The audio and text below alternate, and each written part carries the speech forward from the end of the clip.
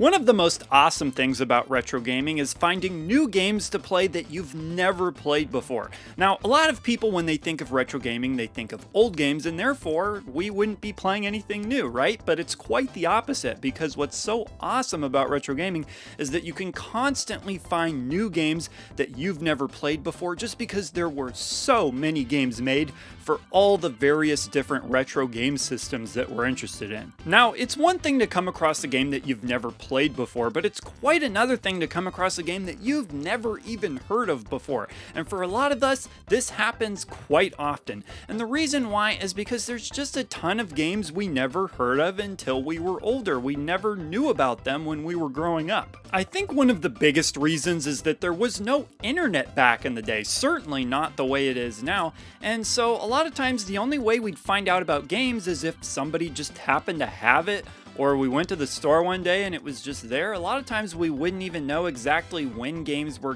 coming out. We wouldn't be able to anticipate them coming out. Let me give you an example. Back in the day, I found out about the original Tony Hawk's Pro Skater from my sister's friend's brother. Yeah. So all of a sudden one day my sister's just like, hey, have you heard of this Tony Hawk's Pro Skater game? It's supposed to be this like really good skateboarding game. I'm like, no, I've never heard of it. She had heard from her friend whose brother had told her about it. I mean, imagine today a game as high profile as Tony Hawk, and sure, initially it wasn't as big of a deal as it went on to become, but still, a game of that magnitude, imagine not finding out about that until after it's already been released for months. Now, of course, the counter argument is that you could just say I was an idiot who wasn't paying attention to game magazines or anything like that. And I want to bring up game magazines because those actually were a really big key to finding out about games back then. This was a lot of kids' bread and butter when they wanted to try to find stuff they hadn't heard of, or to anticipate new things coming out. Well, not everybody paid attention to magazines. A lot of times you could just get a magazine and only pay attention to the one or two highlighted games, the big games everybody was talking about, and maybe some more obscure games were covered in there, but they were kind of just buried in there, and you're essentially just looking at screenshots. It's not like today where you can see actual gameplay of games months before games come out. So there was still that huge element of mystery when it came to a lot of those games. So yeah, there's definitely some games you could have just quickly skimmed over without giving much of a thought to that were in magazines. And kind of a funny story, there are some games, because I actually did read magazines back then. I read gaming magazines, and I've had some experiences where games that I know of now as an older adult, I'll go back and look at old magazines and I'll see the games mentioned in the magazine, and I'm like, I read this magazine back then and I don't remember this at all. So it's definitely happened to me. Another big factor is that back in the day, the idea of playing hidden gems or more obscure games wasn't really considered cool the way it is nowadays. Back then, what was a lot more likely was for some kid to run up to you in the schoolyard and be like, hey, I got the new Mario game, and you're just a jealous little jackass because you don't. And maybe that's not what they said exactly, but that's certainly how you felt, right? That's how I remember feeling. In this day and age, as retro gamers, I'd almost say that the primary goal is to try to find games that are awesome you've never played or even heard of before. It's just what we do. We constantly look up new games. The internet, the way it is nowadays, you can look up giant lists of every game that's considered to be good for each system.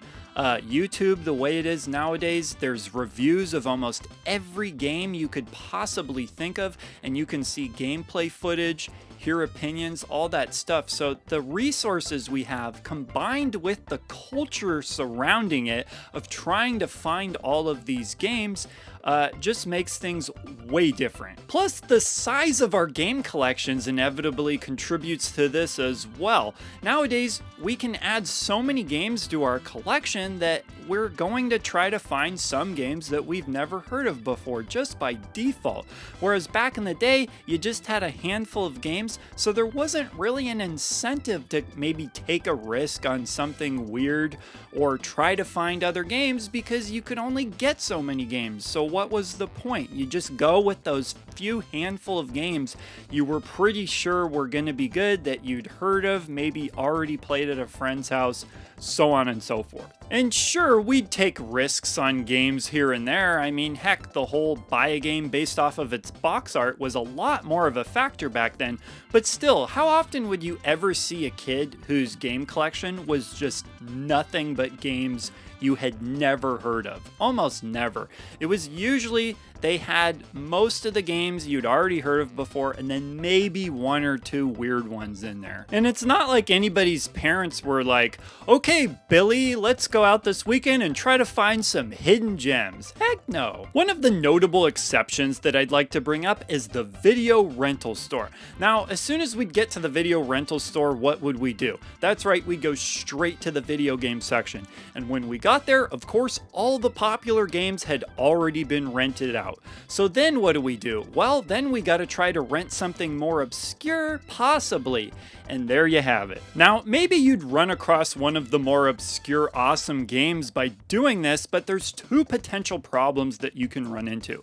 The first problem is that we didn't necessarily know which obscure games were good. Remember, some obscure games are obscure for good reason, because they suck. So that's one potential problem. The other potential problem is that video rental stores didn't necessarily even carry a lot of these obscure games. You'd have to get lucky in two ways to actually come up with an obscure game that they had, you decided to get, and ended up being good. Now, what about buying the games from something like a game store or what have you? Well, they might have a wider game selection, but even if, say, they do, you're still stuck with those two potential problems of one, not knowing exactly which obscure games are actually good, and two, of course, whether or not they actually have that game in stock. And here's another thing that was a problem. Some reviewers, say you do your research and actually look in magazines and find a review for some of these obscure games. Some games that reviewers said were crap back then, retro gamers actually think are awesome now. So then you're really out on an island at that point, because the review you found says it's crap, none of your friends have it, you've never heard of it, all you've seen is a screenshot. What is going to incentivize you to buy that game? But to circle things back to how they are now, it is something that I think we have a lot better in the here and now. Just with the internet and all the different resources we have to be able to look up information on these games, see how they play, see what people think of them, all that good stuff, so that they can be evaluated fairly. As much as I'd love to go back to the late 80s or early 90s and just live in that time period, that is something I really appreciate about the time we're in now. A lot of games just didn't stand much of a chance back in the day if they didn't have the proper marketing, and a lot of them didn't have any marketing really at all, so they were really dead in the water and didn't stand a chance. And this is something that I think is great about retro gaming nowadays, is that, and I've talked about this before, how some games are far more popular as retro games than they were when they were brand new, years and decades after their release. That's pretty awesome. Okay, so the question for this video that I want to ask you, you could probably see coming from a mile away, and that would be, what is a game you had never heard of growing up, but then found it as an adult and you absolutely love it? I'm sure a lot of you will have some very fun answers. For me, it's Rocket Knight Adventures. You know I talk about that game all the time. It's one of my favorite games. Rocket Knight Adventures for the Sega Genesis is my choice. But be sure to leave your choices down below, and I will see ya in the next video. He's the retro bird, yeah. And he's talking about video games.